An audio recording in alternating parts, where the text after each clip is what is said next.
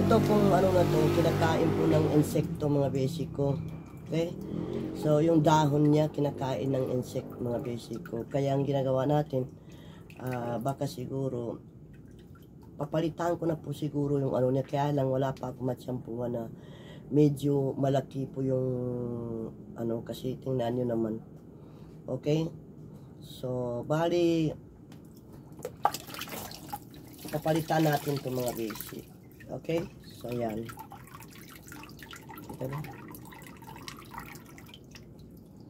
Ito po. Ginamitan ko na to dati ng Ajinomoto mga basic. Okay? So ngayon, balik na natin dito.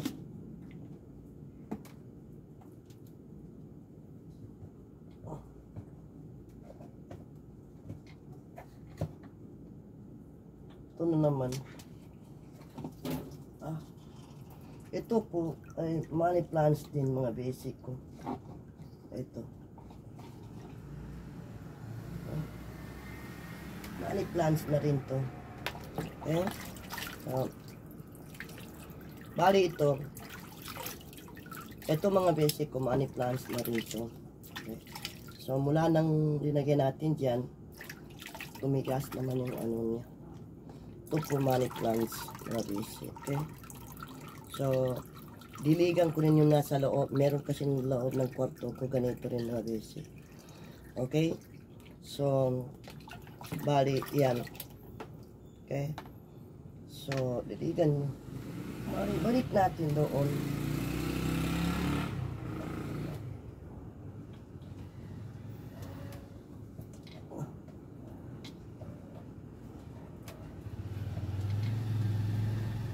Okay? Bali, ginagawa natin ay yung mga ano, unusan ko na lang.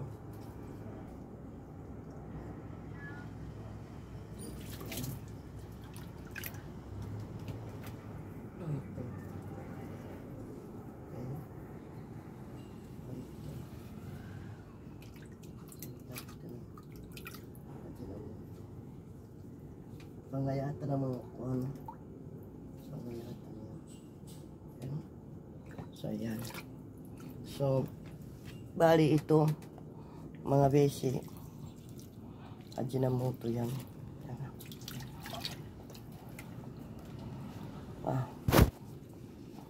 Wait lang mga besi. I'm coming. Ang init dito. Okay? Ayan. So,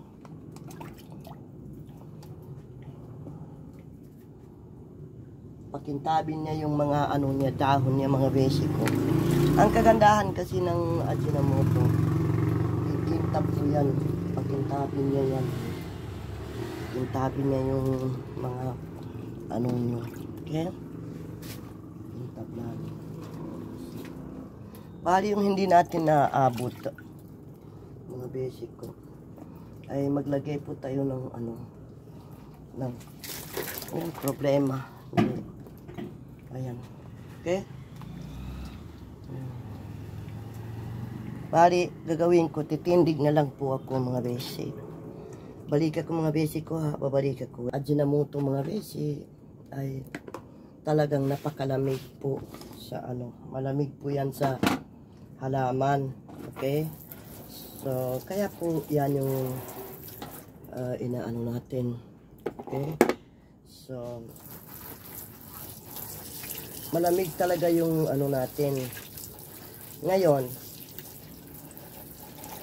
mag-experiment na naman po tayo kasi alam niyo sa totoo lang ito honestly, siguro sa iba, okay, sa iba gumagana sa kanila, pero sa akin ngayon ko susubukan, i-try ko po mga besi. Okay, i-try po natin lagyan na ng Ajinomoto po yung rinipot ko dyan. Okay? Hindi ko po maintindihan kung bakit po ba nagkaroon ako ng violation. Hindi naman po copy ang aking ginagawa. Okay? Siguro, nagkataon lang talaga na siguro yung ano, ginawa ko, mga basic, ay ito po mga basic ko. ito po yung rinipot natin na nandyan sa video ko. Ngayon, ito po ay ititry natin siya itry natin siya na lagyan ng Ajinomoto mga besi, okay? Ito Ajinomoto yan mga besi ko. Ngayon lalagyan na natin yan. Okay, linagyan ko na po. Ito Ajinomoto mga besi ko, okay? So huwag kayong mag-alala mga besi ko, once na yung orchids nyo ay naninilaw po itong ano niya, ito po, naninilaw po yung dahon niya, don't worry. Kasi ibig sabihin yan ay may bago na naman pong tutubo mga besi.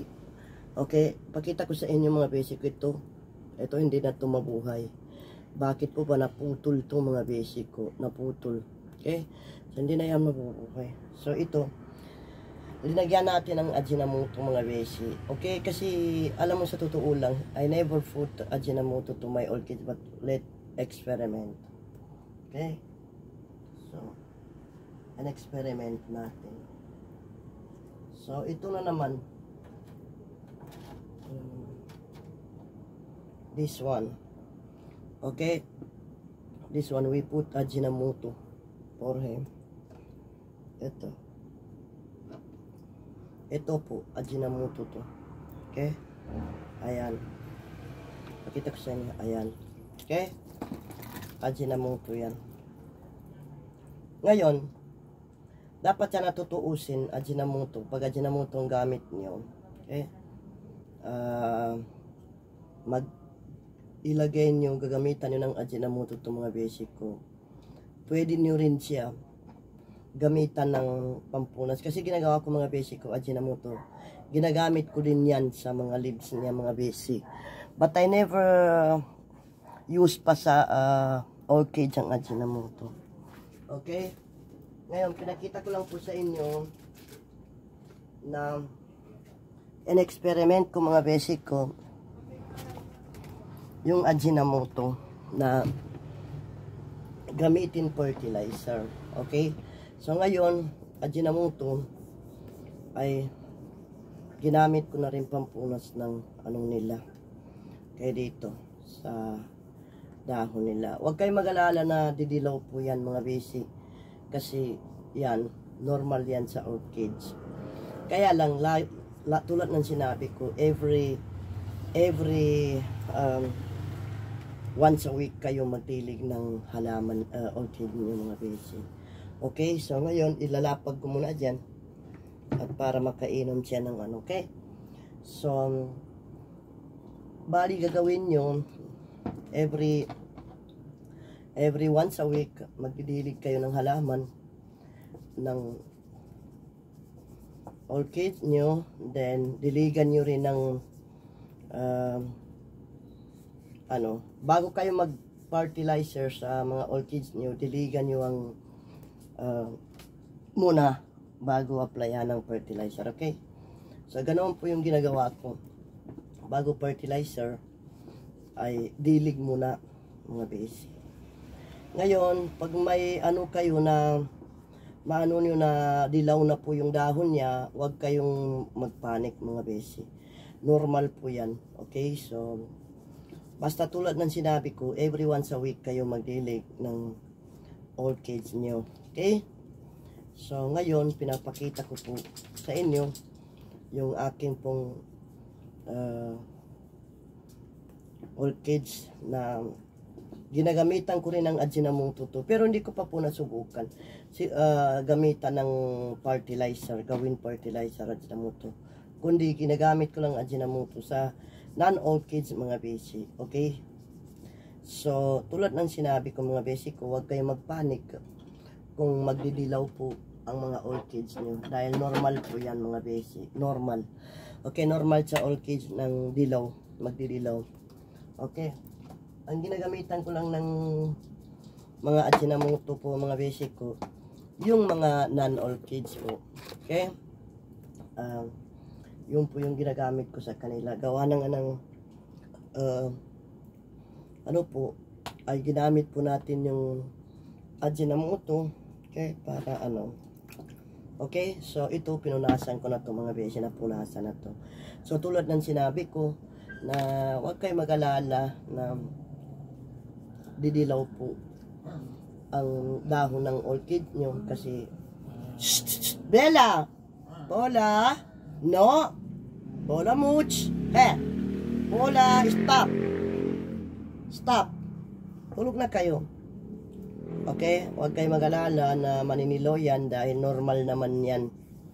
So, pinakita ko lang sa inyo yung gamit ko na fertilizer sa non-orchids ay ano po mga beshi,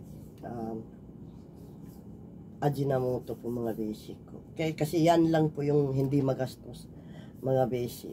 Okay? So, wala akong ibang ginagamit sa aking mga non-orchids kundi Ajinomoto mga beshi ko. Okay? Tulad nito. Okay? Mga halaman, mga non-orchids mga beshi ko. Ito po yung mga ginagamitan ko ng Ajinomoto mga beshi. Nakikita naman nyo, napakaganda ng tubo niya. Okay? So, itong klase ng rosas na to, kailangan po niya ng araw, sobrang araw. So, ganito po yung aking ginagamitan ng fertilizer. Gamit po ay Ajinomoto mga beshi. Na yan, no? Diba? Ajinomoto yan. Gustong gusto po nilang ng malamig na malamig mga beshi. Okay? So, kaya Ajinomoto ang ginamit natin sa kanya. Para umaga, pag sikat ng araw, ay maganda po yung tubo niya. Bali, baka po bukas na lang po ako report, may report po tayo na orchids, pero hindi mo na ngayon dahil busy pa tayo. Ito, anong oras na? Okay, so yun nga, pinakita ko lang sa inyo ano po yung ginagamit ko sa non-orchids. Ay ginagamitan ko po sila ng Ajinomoto mga basic. Okay, so ito po ay meron akong gagamitan bukas. Okay, so may natira pa po dito na parilagay ko na lang po dito. Maganda kasi malamig eh. Yan ko na lang po ibuhos. Buhos na natin dyan. Dito kay okay, kasi sayang eh, meron yan may fertilizer yan mga basic. Okay, sobrang lamig po mga basic ko. Okay, so yan, para po hindi sayang ang nyo. Kaya ako naman sinishare sa inyo na gamitin nyo ay Ajinomoto dahil mura lang yan, 5 piso lang yan mga besi.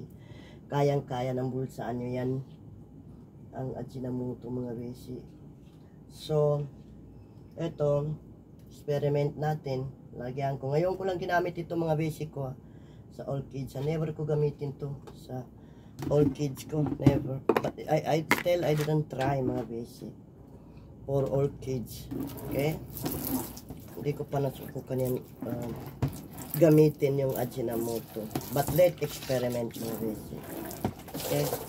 Subukan natin sa orchids yan. Next time, susubukan ko siya sa orchids yung yung pong Ajinomoto. Ngayon, titip ko sa inyo na once na naglagay kayo ng fertilizer sa sa non-orchids nyo mga basic ko, ay wag nyo muna sila wag nyo muna sila diligan hanggat hindi sila yung nila. Kasi ang yan, mga halaman na yan, siyempre habang hindi pa po ma-dry yung kanilang soil, lupa ba, yung lupa nila, wag nyo muna silang diligan kasi linagyan nyo sila ng fertilizer na Ajinomoto. Bali, pupunta tayo dito mga besi. Pakita ko sa inyo. Okay? So yun, ito po yung linagyan natin ng mga Ajinomoto mga besi ito. Ito mga besi ko, linagyan ko ng Ajinomoto yan. At saka to. Ito mga besi ko. May Ajinomoto yan mga besi, okay? So, ito non-orchids mga besi ko, may mga Ajinomoto yan. Okay, ito po yung money plants mga besi. Ito. Money plants po yan. Okay, ito naman, tingnan nyo, nasusunog sa sobrang init talaga dito. Mga besi. Okay, so ngayon, gagawin nyo, habang linagyan nyo sila ng Ajinomoto, pwede naman nyo bubuksan yung electric fan nyo. Okay, pero ako hindi na, kasi hindi naman ako nagdilig ng orchids ko mga besi ko. Dahil tulad ng sinabi ko na nagdidilig ako sa orchids ko every once a week lang. So, huwag kayong mag-alala dahil mayroon mga dilaw. Ito, dilaw. Mga besi ko, dilaw na yan. Don't worry. Matanggal yan, okay? Basta isipin na lang nyo yung mga bagong suwi, yung mga bagong lumabas mga besi. Okay, yung mga bagong lumabas na mga kiki, ay yan po yung alagaan nyo. Okay, kasi diyan po kayo babawi. Ito sa mga kiki na yan. Babawi kayo dyan mga besi ko. Okay, dito tayo babawi sa kiki mga besi. Tingnan nyo. Ito po yung kiki. Ito po yung mga baby nila. Masagwa naman yung kiki, kundi baby po. Ito po yung baby nila, okay? So, ito po mga besi ko. Bali, ito mga besi ko ay maganda po yung dahon nito, mga ganitong baka ito hybrid na tong dendrobium mga besi. Okay, so ito naman aking okay, so yan. So dito ko linagay yung aking Phalaenopsis. Alam niyo, sa totoo lang, hindi ko na muna iniisip ang pal ko, kasi pag lagi ko po yan iniisip, parang nawala na ko ng gana mga besi. Bakit po ba? Dahil gawa na nga ng siyempre marami na ako namatay. Grabe na yan, grabe na po yung namatay ko na Phalaenopsis. So baka naman isipin nila na namatay ko ngayong Phalaenopsis that's overwater mga besi. I never let my Phalaenopsis sitting water, only little like this, okay? Hindi naman niya naaabot yung niya.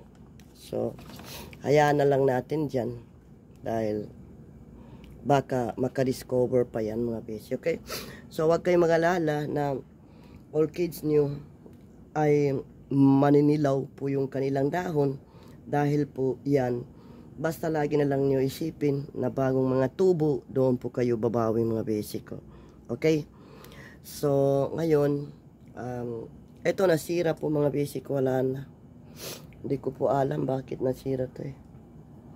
Hindi na, baka gagana pa yan. So, nawala ng ilaw dito. Hindi na natin makikita. Pero makikita mo naman na green mga besi, okay? Okay? Makita naman nyo yung green na green mga besi ko. Ito po yung aking nasusunog siya, nasunog ng kita niyo. Ito, nasunog po siya ng araw, nasunog siya ng ilaw ko. So yan, nakikita niyo kung gaano kainit yung ceiling ko. Okay, yun, gaano kainit, grabe yun, nasunog po siya. So ayan mga besi ko. Okay, so hindi ko na po patagalin, hanggang dito na lang. Nakita nyo na, hindi na po ako bibili ng orchids mga besi ko. Stop muna ako kasi wala rin eh, wala talaga. Ito mga besi ko, yung pinapalaki ko, ito. Okay, ito naman. Nakita nyo? Yan. Okay, baby po yan. At yan, ilalagay ko muna dito sa loob. Yan mga besi. Yan po yung natin, palaki natin. So, yung Grammatophyllum ko, masaya naman din dyan siya. So, hindi naman siya dyan sa gabal. Pero ito mga besi ko, aking vanilla po. Ito po yung vanilla ko. Okay, vanilla po yan mga besi. So, ayan, haba-haba po ng kanyang ugat. Ito po yung mga ugat niya, oh, dumikit na yan, didikit na yan sa kahoy. Bali, gagawin ko po mga basic ko. Ito transfer natin yan kasi meron akong binili dito na para sa kanya. Minsan nga, sabi ko baka gamitin ko ng pang money plants mga basic ito. Itong money plants ko, grabe. Ito po yung dati doon mga basic, tinanggal ko kasi nagay ko pong katleya ko doon. Bali, punta naman po tayo dito mga basic ko. Dito. Ayan po. Yung dendro ko dito. Ayan, nagpe-fade na po yung flowers niya. Ayan, sobrang tagal na. Pero ito, grabe. Hindi po nagpe-fade ang flowers nito. So, ayan po mga basic. So, yung aking ano naman, wish bounce po, dito ko linagay. Okay? Wish bounce flower ko po, dito ko po linagay. Dahil, dito, ay maganda po yung lagi po nasa silindawan ng ano yan dahil bright na bright po. Tapos yung aking ano naman, dito tayo pupunta, nakita niyo yung ano ko, oh, yung Christmas cactus ko, napakaganda po ng tubo niya mga besi. So ito po yung inaplayan natin ng Ajinomoto mga besi. Ajinomoto po mga besi, tingnan niyo. Kaya nagtataka kayo bakit napakaganda ng tubo ng aking mga non-orchids kasi nga Ajinomoto po yung gamit ko dyan mga besi. Kita niyo yung hoya ko, Ajinomoto yan mga besi. So hanggang dito na lang, sana po may natutunan kayo at huwag niyong kalimutan na i-subscribe niyo ko at panoorin niyo yung video ko, baka may matutunan naman kayo dyan sa mga lover orchids, non-orchids. Baka may matutunan kayo sa akin at siyempre hindi po ako magsasawa i-share sa inyo. Okay, so yan mga basic ko. At maraming salamat. Kita nyo, tulad ng sinabi ko, don't worry about this one. Dilaw, okay? Bye-bye. God bless all of us. And malapit na po, Christmas na po mga basic. Merry Christmas to you. Bye-bye.